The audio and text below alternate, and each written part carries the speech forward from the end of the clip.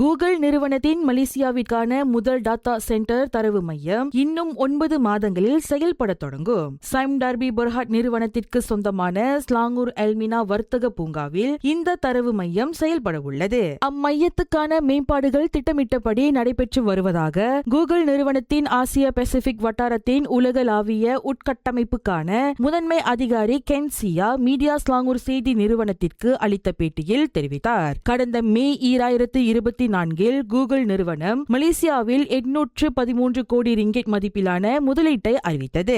இதில் கூகுளின் முதல் தரவு மையம் மற்றும் கூகுள் கிளவுட் வட்டாரத்தின் மேம்பாடும் அடங்கும். இது இந்த தொழில்நுட்ப நிறுவனத்தின் மலேசியாவிற்கான மிகப்பெரிய முதலீடாகும். எல்மினா திட்டம் உட்பட கூகுளின் இந்த முதலீடு வேலை வாய்ப்புகளை உருவாக்குவதோடு உள்ளூர் மக்களுக்கு பரந்த பொருளாதார நன்மைகளையும் கொண்டு சேர்க்கும். எல்மினா திட்டத்தின் மூலம் மட்டும் சுமார் 4200 வேலை வாய்ப்புகள் உருவாகும் என எதிர்பார்க்கப்படுகிறது.